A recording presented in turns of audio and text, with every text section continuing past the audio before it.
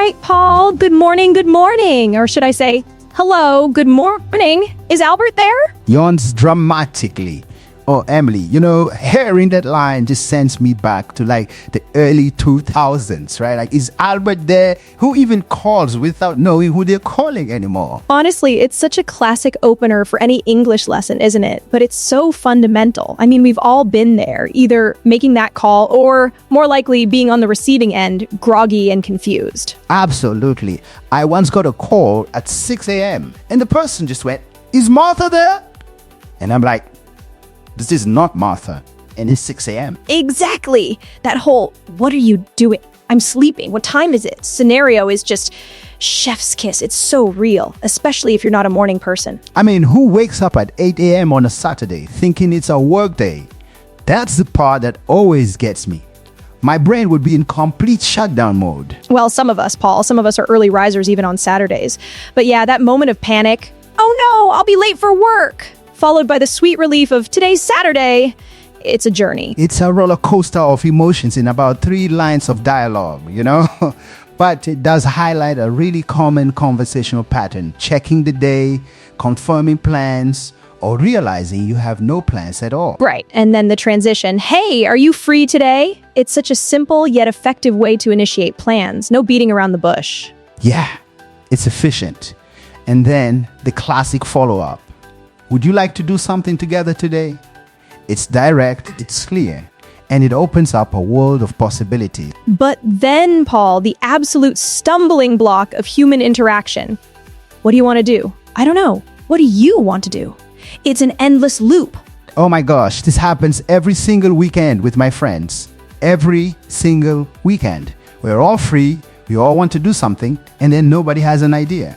It's the universal dilemma. It really is, and the solution proposed in the lesson is brilliant. Why don't you come to my house and we'll think of something? It's a subtle way of saying, let's just get together, and the ideas will flow. I love that. It takes the pressure off immediately, like, just get here, we'll figure it out.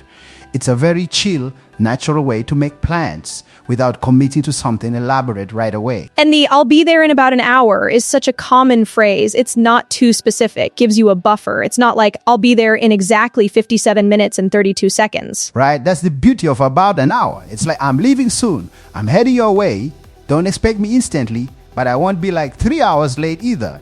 It's the perfect amount of ambiguity. So moving on, they've made plans. Now the next interaction is the actual arrival.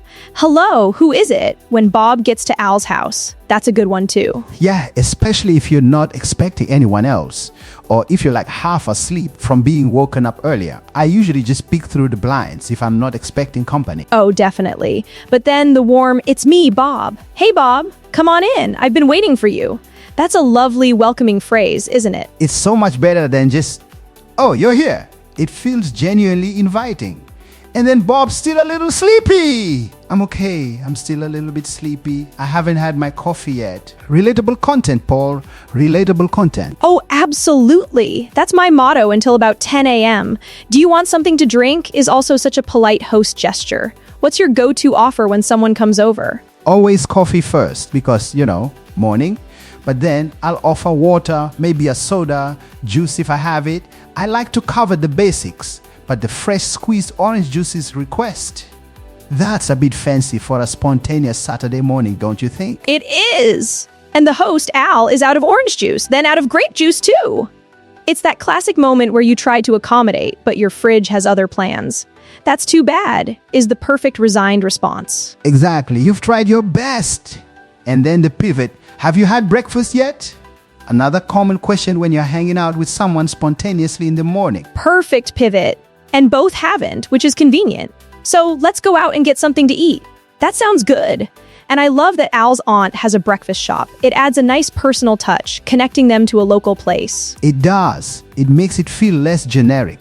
And it's a great way to lead into our next common conversation unit, greetings and introductions, specifically with Juanita at the breakfast shop. Yes! So they arrive at the shop. "Hi, Al, how are you?" Standard, polite greeting. And then the introduction. "Who's your friend?" "This is Bob. We went to school together." "Bob, this is Juanita." It's a masterclass in how to introduce two people. It's so smooth, isn't it? And giving that little bit of context, we went to school together. helps break the ice a little. You immediately know there's a connection. Definitely. And the standard, "Hi, nice to meet you, Juanita. Hi, nice to meet you too." It's simple, it's polite, and it's universally understood. You can't go wrong with that. But then Bob adds a little extra flair. "You have a beautiful smile." Bold move, Bob, especially when meeting someone new at their workplace. A little bit cheeky, I'd say. And Juanita's response is even better. "Thank you. You're not that handsome, but you look okay." Laughs. That's the kind of witty banter you hope for in a new introduction, you know? It shows personality. Garfing, it's fantastic. It immediately lightens the mood and makes the conversation more memorable. It's not just a stiff exchange of pleasantry. Exactly. It shows that even in formal-ish situations like a first meeting, there's room for a bit of humor. And then they get down to business. "Can I get you anything to drink?" The classic server line, "And I'll order coffee, specifically black." I always appreciate when people know exactly what they want. It makes things easier for everyone. Me too. And then Bob, still persistent, asks for fresh squeezed orange juice again.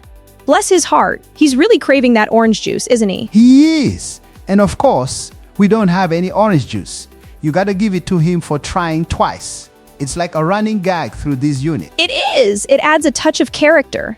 Now, after sorting out the drinks, they move on to breakfast recommendations, which is another goldmine for common English phrases. Oh, absolutely. What do you like to eat for breakfast? Simple, open-ended question.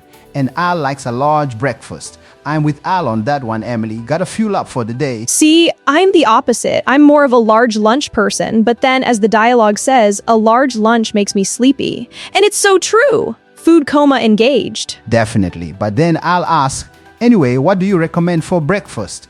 This is such a useful phrase when you're in a new place or with someone who knows the menu well. Crucial. And Juanita gives some great suggestions. The pancakes are good. Classic. Then, "Do you like eggs?" Opening up options like scrambled, sunny side up, or an omelet. It's really showcasing how to describe different food preparations. And the little interjections like delicious and yummy are perfect for showing enthusiasm and engagement. It makes the conversation more lively. And then she throws in, "Mixed fruit with yogurt makes a good breakfast." That's right, and fruit has many vitamins too. See? Not just a menu, but also a healthy tip. Juanita is a pro. She's covering all the bases. And then the muffin and coffee combo. Muffin and a cup of coffee. Sounds good. It's a quick, easy breakfast for someone on the go or just someone who wants something light. So after all those wonderful recommendations, Juanita asks, "So, do you know what you want to get?" And Bob, after all that, says, "A hamburger and ice cream." Bursts out laughing. I swear, Bob is my spirit animal in this lesson. After all the healthy, traditional breakfast options, he just goes for a hamburger and ice cream. That's legendary. It's iconic, and it's such a great humorous twist. It shows that sometimes, despite all the recommendations, people just go for what they truly want. No judgment, Bob. No judgment at all, and it's actually a super common thing in English-speaking cultures, especially in diners or all-day breakfast places. You can often get pretty much anything at any time. Exactly. So these simple units, while they seem very basic, actually cover so much ground in terms of common social interactions. Phone etiquette, making plans, hosting guests, ordering food, making recommendations, and even how to inject a little humor into everyday chats. They really do. From the moment Al gets that good morning call to Bob ordering a burger and ice cream for breakfast, it's a whirlwind tour of practical English. It just shows how much you can learn from these seemingly simple dialogues. And it reminds us that language isn't just about grammar, it's about context, tone, and personality. Bob's persistence for orange juice, Juanita's witty comeback, Al's patient hosting, it all adds up to real human conversation. Couldn't agree more. So next time you're making a phone call, introducing a friend, or ordering breakfast, maybe think of Al, Bob, and Juanita, and remember to make it your own. Maybe even throw in a burger for breakfast, you know? Absolutely. Find your inner Bob. Thanks so much for joining us today, Paul. It's been a blast breaking down these common conversations. Thanks for having me, Emily. Always great to chat about the quirks and charms of English. And to all our listeners, remember to practice these phrases. You never know when you'll need to ask if Albert is there or if someone's free today. Or order that unexpected breakfast. We'll catch you all next time on Mastering Everyday English. Bye for now. See ya!